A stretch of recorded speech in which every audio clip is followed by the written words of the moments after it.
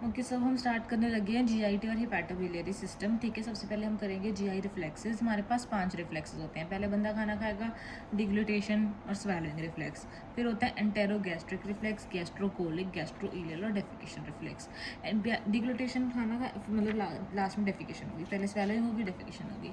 इस पेज में हम जो सबसे ज़्यादा भूल सकते हैं पहले वो बता देती हूँ कि जो डिग्लूटेशन या स्वैलोइंग रिफ्लेक्स होता है वो किससे होता है, न्यूक्लियस ट्रैक्टस सॉलिटेरियस से इन द मेडुला। और इसके क्रेनियल नर्व्स हमें याद करनी है 5, 9, 10, 12, 5, 9, 10, 12।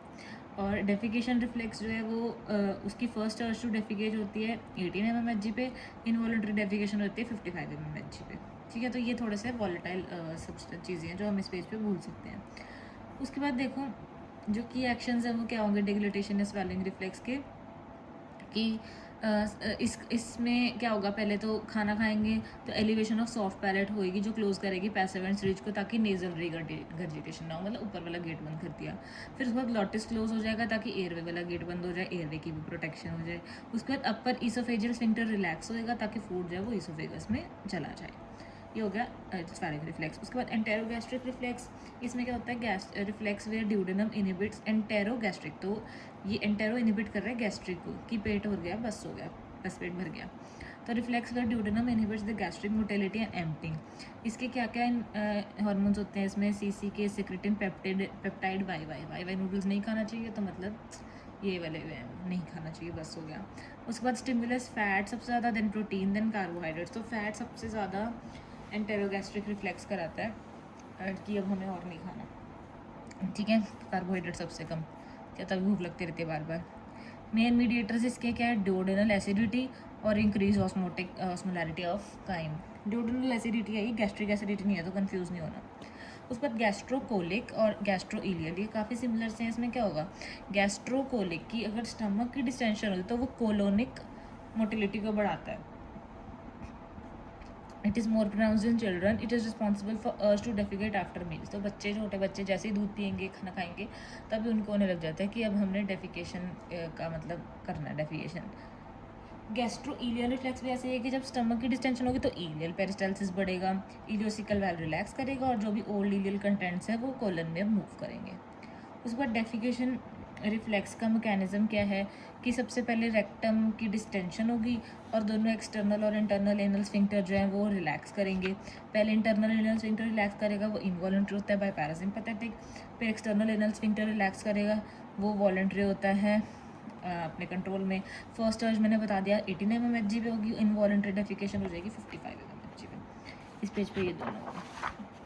देन जीआई मोटिलिटी दो तरह की है, मैंने बता दिया, इलेक्ट्रिकल मोटिलिटी और मैकेनिकल मोटिलिटी। ठीक है, इलेक्ट्रिकल मोटिलिटी में क्या होता है, एक होता है बेजल इलेक्ट्रिकल रिदम BER, एक स्पाइक पोटेंशियल।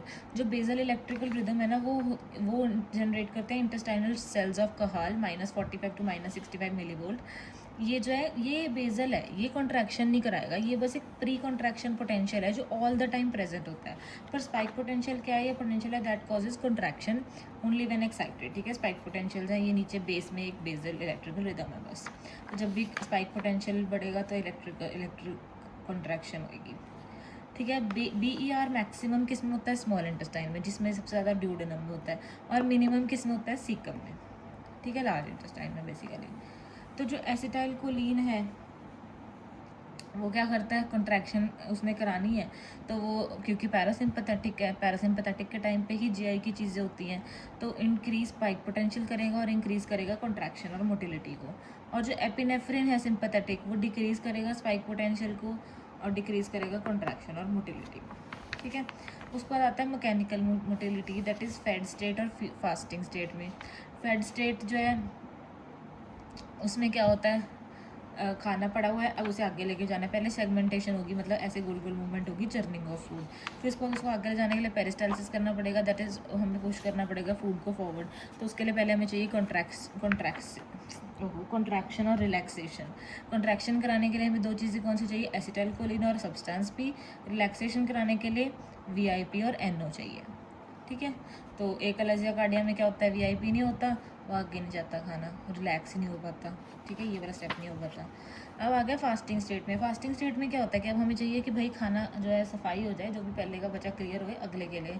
हम ऐसे होता है ना कि भाई रात को जब रेस्टोरेंट बंद हो जाता है तो सफाई करते हैं वो सुबह के लिए कि भाई अब अगला आना है।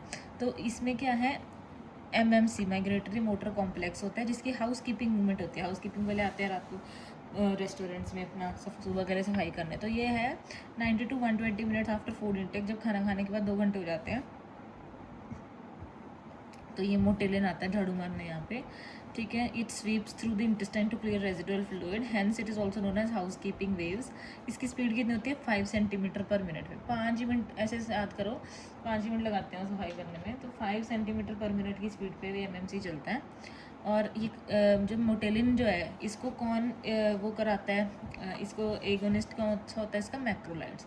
तो एम से मैक्रोलाइड्स, एम से मोटेलिन, एम से एमएमसी, तो ऐसे याद रखना है, ठीक है। उसके बाद हमारे पास क्या आ गया, जीआई हार्मोन्स। कौन कौन से हार्मोन्स हैं, gastrin, सीसीके, secretin, somatostatin, GLP, GIP, VIP, ghrelin, ये सब।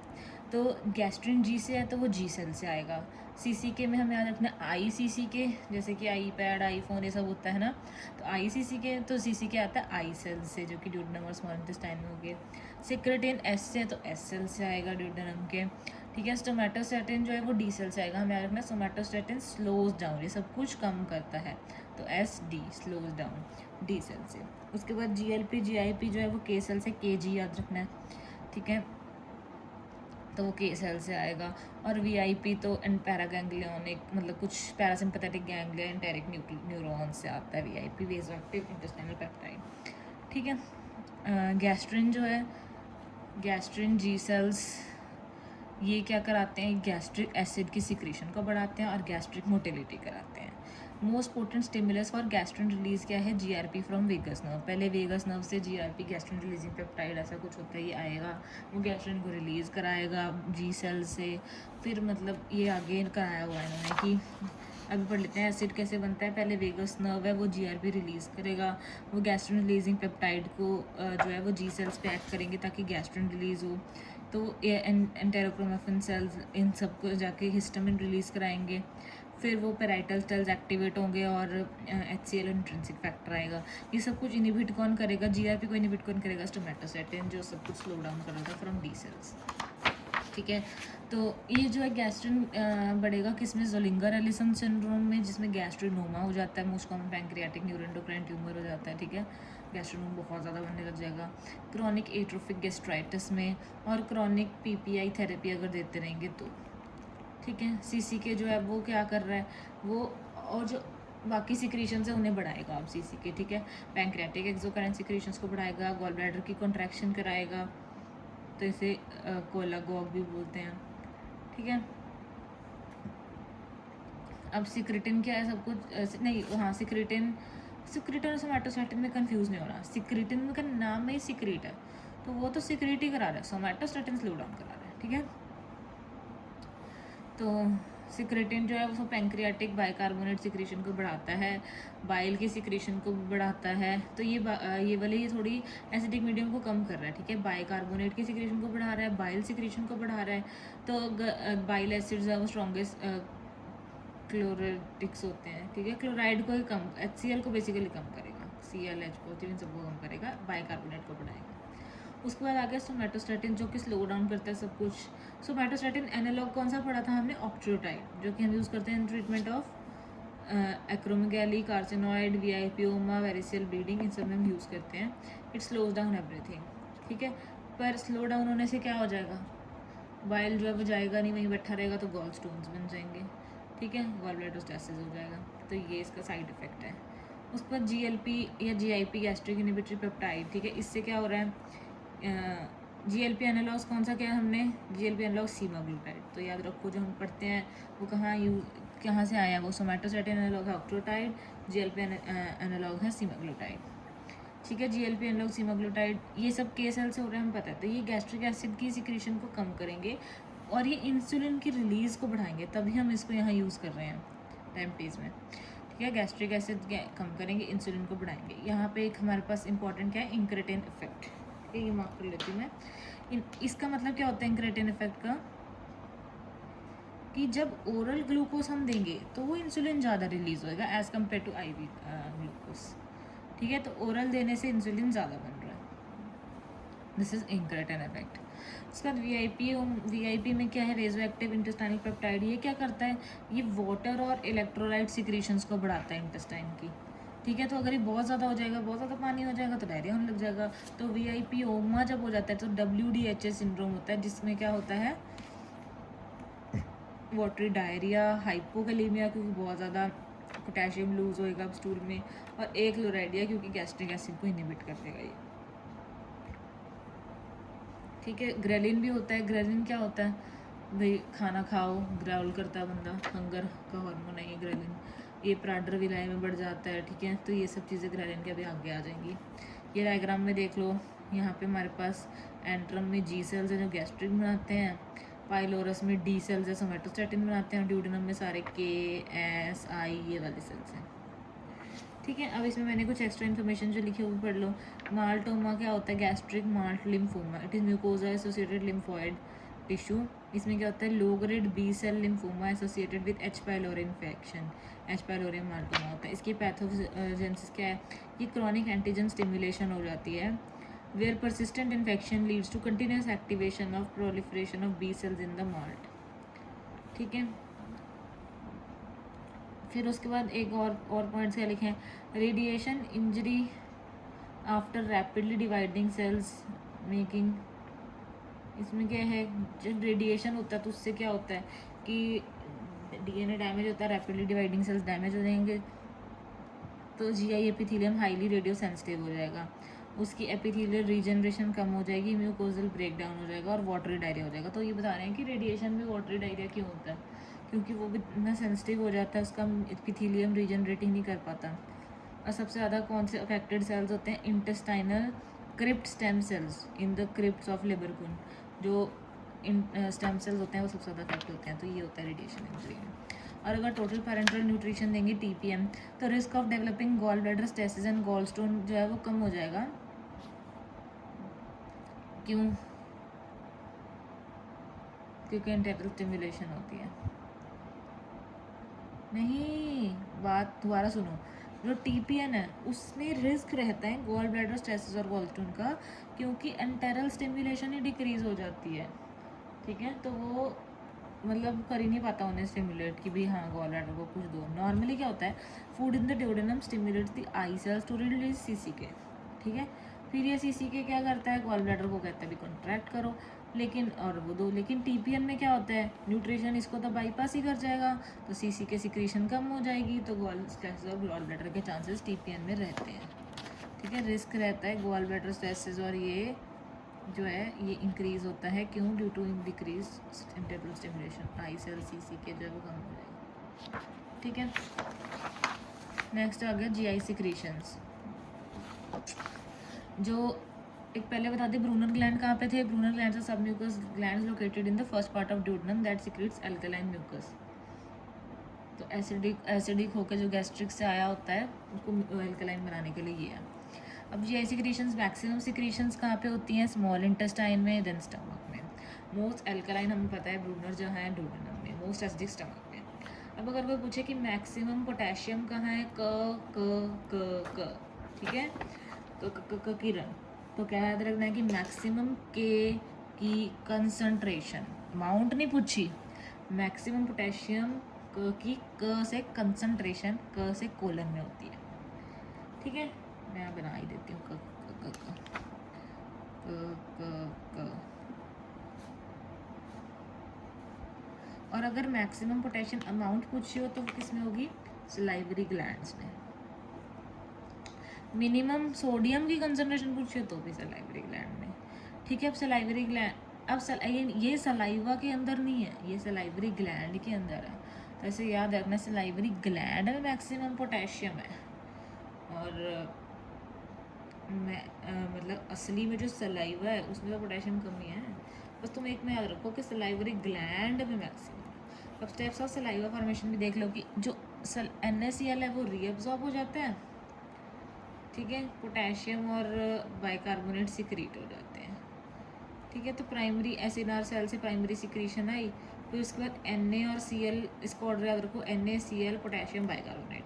तो एन पहले दोनों ने रीएब्सॉर्ब हो जाना है, Na और Cl ने, ठीक है, उसके अंदर सलाइवा के अंदर, और पोटेशियम और बाइकार्बोनेट ने सिक्रीट हो जाना है। तो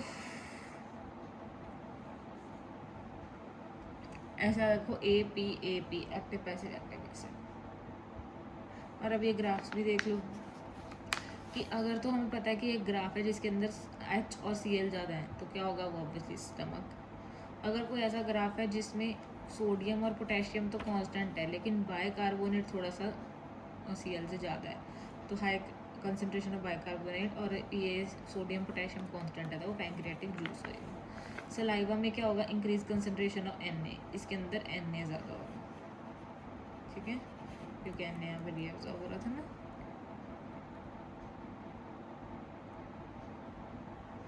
चलो ऐसे याद रख लेना बस, Na ज़्यादा सलाइवा में। उसके बाद ये गैस्ट्रिक एसिड, ये देखो यहाँ पे जो फंडस होता है वो उसमें वो म्यूकस प्रोड्यूसिंग सेल्स होते हैं। एंट्रम जो है वहाँ पे H पाइलोरी रिसाइड करता है जाके एंट्रम में, ठीक है। Phases of gastric acid production, एक तो सिफेलिक सोच के ही हो जाता है, एंटिसिपेटरी कि हाँ खाना खाएंगे 30% रिलीज तो तभी हो जाता है। फिर गैस्ट्रिक है क्योंकि खाना जाएगा तो डिस्टेंशन से 60% होता है। देन इंटेस्टाइनल 10% का होता है। ये एसिड प्रोडक्शन में बता चुकी हूँ। अब जो बॉडी के अंदर सेल्स होते हैं ना वो देख लेते हैं। एक तो हमारे पास टॉप पे आगे इस्थमस सेल्स जिसके अंदर स्टेम सेल्स होते हैं, वो एपिथेलियल रीजनरेशन कराते हैं। फिर नेक पे कौन से हो गए, म्यूकस के सेल्स जिसे हम फोवियोलर सेल्स भी बोलते हैं। फिर उसके बाद मतलब नेक में ही अपर ग्लैंड में होते हैं पेराइटल सेल और बेस में होते हैं चीफ सेल। चीफ बंदा बेस में जाके बैठ जाएगा, ठीक है, जैसे बेस तो चीफ सेल पेप्टिक सेल जो बेस में होते हैं वो जाइमोजन से पेप्सिनोजन बनाएंगे। पर मेन हमने क्या करनी है, जो नेक में अपर ग्लैंड में पेराइटल ऑक्जेंटिक सेल्स ये HCl और इंट्रिंसिक फैक्टर बनाएंगे, ठीक है। अब इससे 3 रिलेटेड डिजीजेज क्या करने हैं। एक तो फोवियोलर सेल्स जो है म्यूकस बना रहा था तो उसमें मेनिट्रियर्स डिजीज़ होता है, फोवियोलर सेल हाइपरप्लेजिया।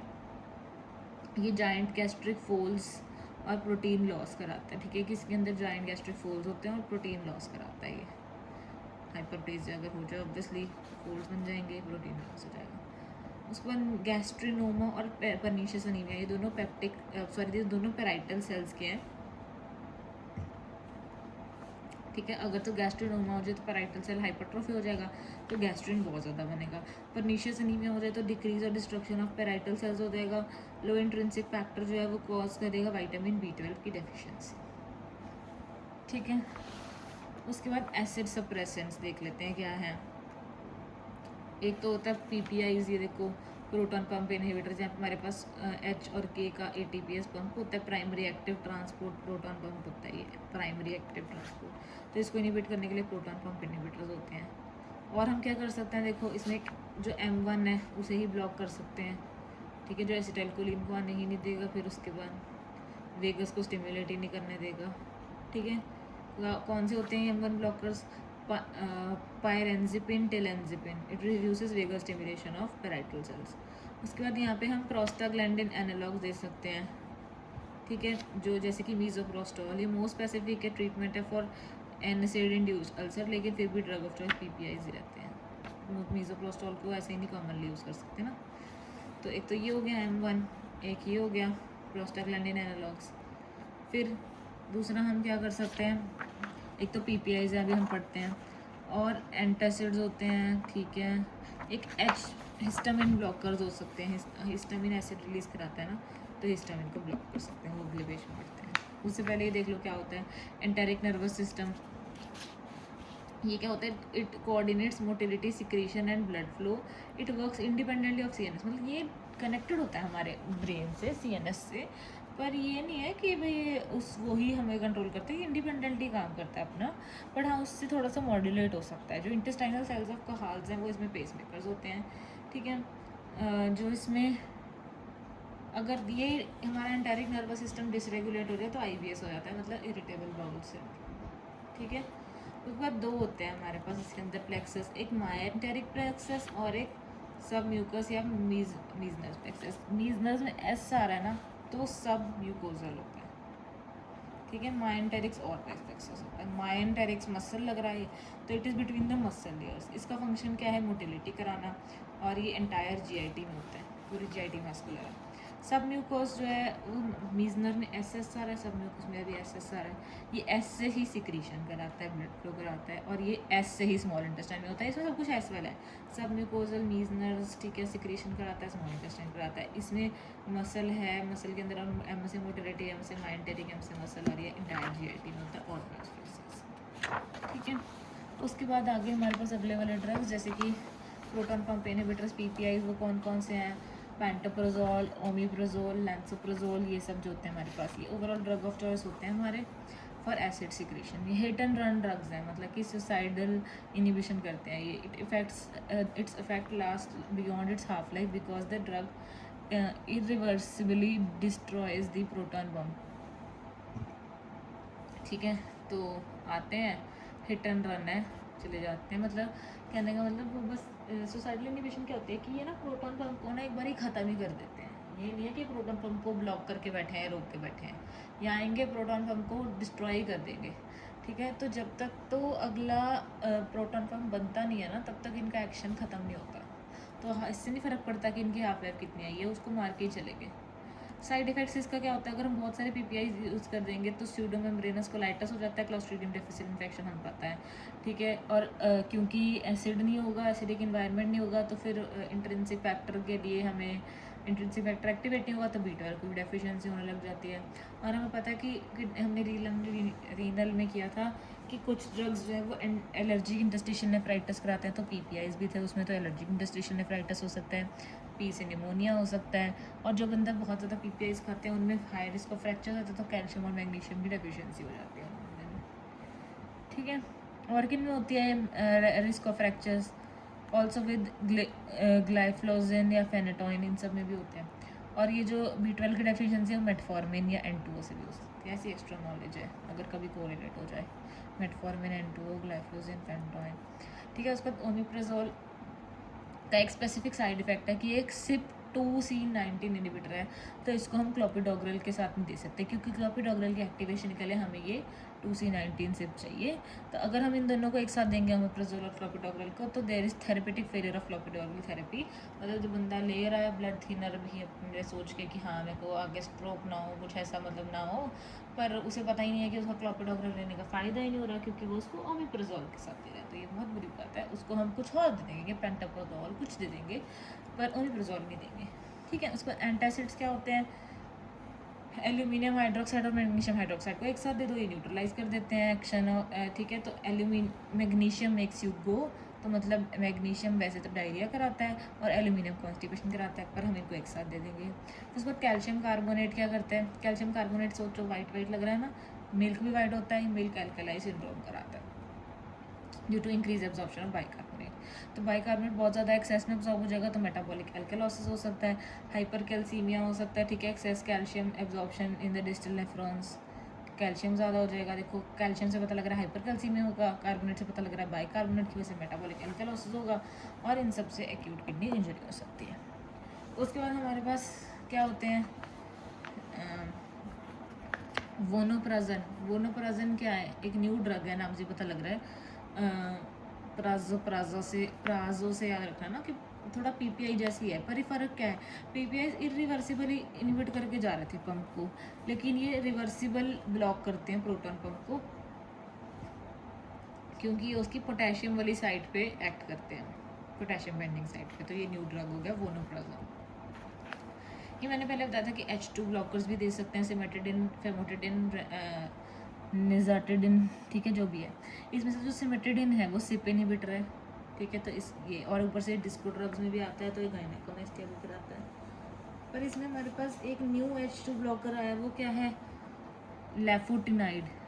ठीक है, ये नाइट्रिक ऑक्साइड रिलीज कराता है, वेजोडाइलेट कराता है और अल्सो प्रोटेक्टिव है। तो एक हमने न्यू ड्रग पढ़ लिया वोनोप्राजन, एक न्यू ड्रग पढ़ लिया लेफुटिनाइड। उसके बाद अल्सो प्रोटेक्टिव एजेंट्स कौन से होते हैं, जो कि प्रोटेक्टिव कोट बना लेंगे एक ऊपर, जैसे कि सुक्रल्फेट और बिस्मथ।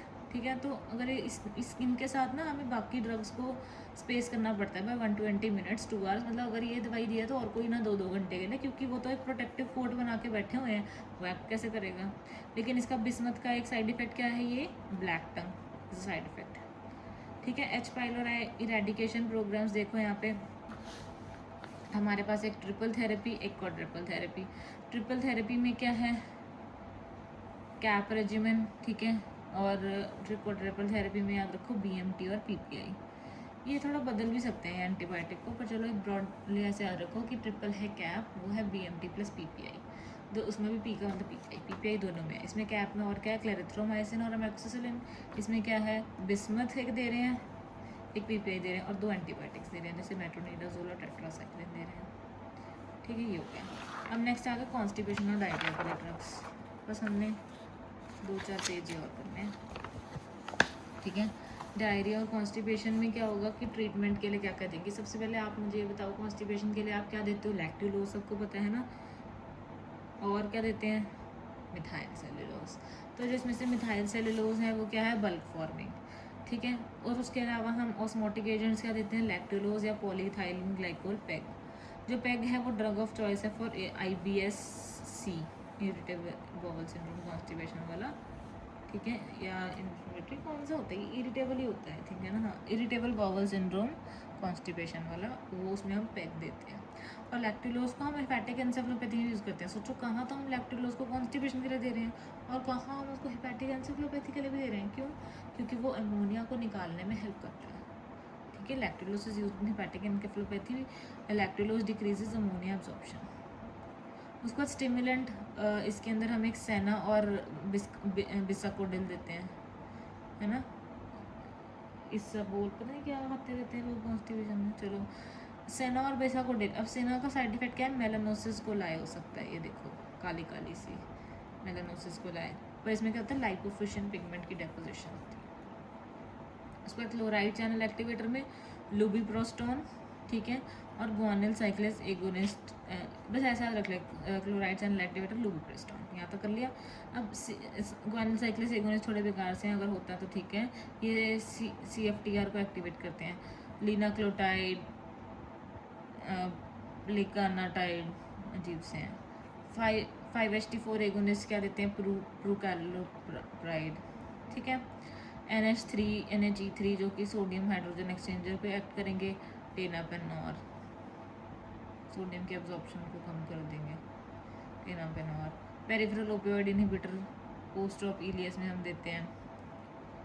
ठीक है। Peripheral opioid inhibitor. अब क्या है, जो ओपियोइड्स होते हैं ना, वो कॉन्स्टिपेशन कराते हैं। तो अगर हमने कॉन्स्टिपेशन का ट्रीटमेंट करना है तो हम ओपियोइड को इनहिबिट कर देंगे। ओपियोइड के लिए एक तो ये देखो नाम देखो, एल्वीमोपेन, ओपियोइड एंटागोनिस्ट, यहाँ से पता लग रहा है। और ओपियोइड का एंटागोनिस्ट हमें पता है, नालट्रैक्सोन, नालट्रैक्सोन, ये सब यूज़ करते थे ना। तो ये नालॉग्स, नालट्रैक्सोन, मिथाइल नालट्रैक्सोन, ये सब हम इसमें यूज़ कर सकते हैं। नेक्स्ट आ गया treatment of diarrhoea. One of the side effects of opioid हमें पता है कि कॉन्स्टिपेशन होता है। ठीक है। तो हम इसमें क्या देंगे, हम दे देंगे भाई कि हाँ ओपियोइड एगोनिस्ट ले लो, क्योंकि हमें तो डायरिया को रोकना है। ठीक है। और एनकेफ्लिनेज मेटाबॉलिक ओपियोइड्स, एनकेफ्लिनेज मेटाबोलाइजेस ओपियोइड। एनकेफ्लिन्स हेल्प करते हैं, एनहांस करते हैं ओपियोइड का एक्शन। पर पहले ओपियोइड एगोनिस्ट कौन से दे रहे हैं, हमें पता है डायरिया में क्या देते हैं, लोपेरामाइड, ये ड्रग ऑफ चॉइस है of IBS diarrhoea. Avoid in infectious diarrhoea, हम इन्फेक्शियस डायरिया में नहीं देते। ये क्यों, क्योंकि ये मोटिलिटी को भी कम करता है। मोटिलिटी को कम कर दिया तो फर्दर स्टेसिस ऑफ इन्फेक्शन हो जाएगी, वहाँ पे रिस्क ऑफ टॉक्सिक नाइट्रोजन रहता है। तो सिर्फ ये हम इन्फेक्शियस डायरिया में ये नहीं देते, उसमें तो एंटीबायोटिक्स वगैरह दिन लग जाते हैं ना साथ में, तो लोपेरामाइड उसमें नहीं देंगे। और इसमें क्या दे सकते हैं, डाइफेनॉक्सिलेट प्लस एट्रोपिन। डाइफेनॉक्सिलेट ओपियोइड एगोनिस्ट है, पर साथ में एट्रोपिन क्यों दे रहे हैं, ताकि ओपियोइड्स देखो ज़्यादा भी नहीं देने चाहिए। ओपियोइड्स एक तरह से अब्यूज़ ही करते हैं बेसिकली, तो ओपियोइड्स के साथ ताकि भी इसका वो ना हो जाए अब्यूज़, तो हम इसलिए एट्रोपिन दे रहे हैं। It is added to prevent abuse. Enkephalinase inhibitors कौन सा है, रेस्काडोट्रिल। ठीक है। It is use to treat secretory diarrhoea, याद रखना, रेस्काडोट्रिल सिक्रेटरी डायरिया। और हम डायरिया में क्या दे सकते हैं, 5-HT3, इसमें हम 5-HT4 एगोनिस्ट दे रहे थे ना, प्रूकालोप्राइड। ये 5-HT3 एंटागोनिस्ट दे रहे हैं हम, एलोसिट्रोन। ठीक है, इंटेस्टाइनल मोटिलिटी को कम करेगा, विसरल पेन को कम करेगा। बाइल एसिड बाइंडिंग रेजन दे देंगे वाले, कोलेस्वेलम, कोलेस्टिकोल जो भी है, cholestyramine, reduces bile acid, induce diarrhoea. और डायरेक्ट स्पाज्मोलिटिक्स देंगे, नेबेवरिन, डायसाइक्लोवेरिन, जो कि क्रैम्प्स वगैरह भी होते हैं डायरिया में साथ में, उसके लिए। नेक्स्ट आ गया रोम 4 criteria for diagnosis of IBS। ठीक है, IBS के लिए रोम 4 क्राइटेरिया यूज होता है। उसमें क्या होता है, 1 2 3 रोम 4 तो क्राइटेरिया का ही नाम है। 1 2 3 क्या है इसमें कि कम से कम एक दिन तो हो रहा है हफ्ते में, कम से कम 2 तरह के सिम्टम आ रहे हैं, जैसे कि मान लो कोई डेफिकेशन में प्रॉब्लम आई, स्टूल की फॉर्म में, स्टूल की फ्रीक्वेंसी में। स्टूल के लिए अगर कोई चार्ट देखना है तो ये ब्रिस्टोल स्टूल चार्ट होता है, ब्रिस्टूल याद रख लो, स्टूल के लिए एक चार्ट होता है, देख लो भी कैसे है उसका स्टूल की फ्रीक्वेंसी या फिर शक्ल। ठीक है, उसके बाद 1 हो गया, 2 कम से कम 2 तरह के सिम्टम आ गए, 3 क्या होता है कि कम से कम 3 months, more than equal to 3 months के लिए तो है, तो वो IBS होता है। ठीक है, लो फोडमैप डाइट हेल्प करता है to reduce bloating, abdominal pain and diarrhoea IBS में। अब IBD और IBS में फ़र्क क्या है कि IBD में 2 चीज़ें पॉजिटिव होती हैं, लैक्टोफेरिन और कैलप्रोटेक्टिन। ठीक है, तो वो सब पॉजिटिव होता है डिजीज़ में, इन्फ्लेमेटरी बाउल डिजीज़ में। IBS सिंपल है, उसके अंदर ये सब कुछ पॉजिटिव नहीं है, लैक्टोफेरिन और कैलप्रोटेक्टिन। अब 2 हमारे पास और ड्रग्स हैं, एक है एंटी एमिटिक्स और एक है प्रोकाइनेटिक्स। एंटी एमिटिक्स अब उल्टी के लिए क्या दवाई देते हैं हम, सेट्रांस हमें पता है, 5-HT3 ब्लॉकर्स हैं, ऑन्डेनसेट्रॉन शॉर्टेस्ट है, और पेलोनासेट्रॉन्स, पेलोन लॉन से लॉन्गेस्ट, पी से पोटेंट, सबसे ज़्यादा पोटेंट, और ये क्यूटी प्रोलॉन्गेशन भी नहीं करता, पर बाकी ये जो सेट्रॉन्स और ऑन्डेनसेट्रॉन वगैरह क्यूटी प्रोलॉन्गेशन करते हैं। ये हमारी ड्रग ऑफ चॉइस है, किस में, पोस्ट कीमो नोजिया वॉमिटिंग में, पोस्ट ऑप नोजिया वॉमिटिंग में, पोस्ट रेडियोथेरेपी नोजिया वॉमिटिंग में। बेसिकली यही है हमारी मेन उल्टी वाली दवाई जो हम देते हैं ना। साइड इफेक्ट्स क्या है इसकी, क्यूटी प्रोलॉन्गेशन, हेडेक और कॉन्स्टिपेशन के बेसिक साइड इफेक्ट्स हैं। NK1 और सब्सटेंस पी इनहिबिटर एप्रीपिटांट भी देते हैं। एप्रीपिटांट के नाम से क्या है, देखो ये cisplatin induced delayed nausea and vomiting के लिए ड्रग ऑफ चॉइस है, एप्रीपिटांट सिस्प्लेटिन। ठीक है, उसके बाद CB1 रिसेप्टर एगोनिस्ट कैनाबिनॉइड्स, ड्रोनाबिनॉल, नेबिलोन, ये सब। उसके बाद प्रोकाइनेटिक्स। प्रोकाइनेटिक्स क्या है, एक तो हो गया D2 ब्लॉकर, मिटोक्लोप्रोमाइड और डोमपेरिडोन। ठीक है, इसमें से जो मिटोक्लोप्रोमाइड है वो ब्लड ब्रेन बैरियर को क्रॉस करता है, डोमपेरिडोन डोंट क्रॉस, D से डोंट क्रॉस। ठीक है, तो मिटोक्लोप्रोमाइड को के साथ इसलिए रिस्क रहता है एक्स्ट्रा पैरामिडल सिम्टम्स का, क्योंकि ब्लड ब्रेन बैरियर को क्रॉस कर रहा है, थोड़ा सा ट्रैफिक कंट्रोलर है। ठीक है, ऑफ ब्लड, चलो वो भी है।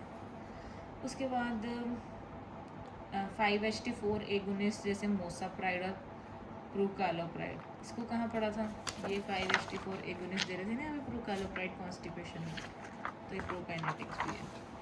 CCK के एंटागोनिस्ट, इसमें CCK को रोक रहा है वो। ठीक है, इसके नाम में बहुत सारे वो आ रहे हैं, XX देखो, डेक्सलोक्सीग्लूमाइड, CCK को मना कर रहा है। उस पर मोटेलिन एगोनिस्ट, जैसे क्या हमने पढ़ा था, मोटेलिन को MMC में, मोटेलिन को कौन करता है, मैक्रोलाइड्स, तो एरिथ्रोमाइसिन। ठीक है, अब आगे डिफरेंट टाइप्स ऑफ सिकनेस में हम क्या करते हैं। एक तो आ गया कि अगर एक तो होती है morning sickness, sea sickness, motion sickness, mountain sickness. हमें पता है माउंटेन सिकनेस में क्या देते हैं, acetazolamide. Illness cause by high altitudes, often headache, nausea, fatigue, ये सब होता है हाई एल्टीट्यूड पे, एसिटाजोलामाइड। मॉर्निंग सिकनेस क्या होता है कि nausea often experience during pregnancy, इसमें हम डॉक्साइलामिन और B6 देते हैं, इनिशियल मैनेजमेंट कंजर्वेटिव। ठीक है, उसके बाद sea sickness, nausea cause by motion on water में अगर जाके क्रूज ग्रास में जाके सिकनेस हो जाए तो आपको पता होना चाहिए क्या देते हैं, मैक्लिजिन और डाइमेनहाइड्रोनेट। ठीक है,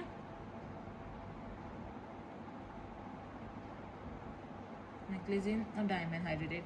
मोशन सिकनेस में क्या देते हैं कि अगर जनरली मोशन से हो रहा है, बस कार, प्लेन, एम्यूजमेंट, इस बंदे को तो हर एक मोशन से ही हो रहा है, चाहे पार्क में ले जाओ, गाड़ी में ले जाओ, प्लेन में ले जाओ, तो ऐसे वो बोलते हैं कि हायोसिन, हायोसिन क्रिएट कर दिया, ठीक है। तो हायोसिन देते हैं इसको, जिसको स्कोपोलामाइन ट्रांसडर्मल पैच भी, उस बंदे को ना घर से पहले ही स्कोपोलामाइन ट्रांसडर्मल पैच लगा के लेके जाओ, ठीक है, क्योंकि वो हायोसिन क्रिएट कर देता है, हायोसिन।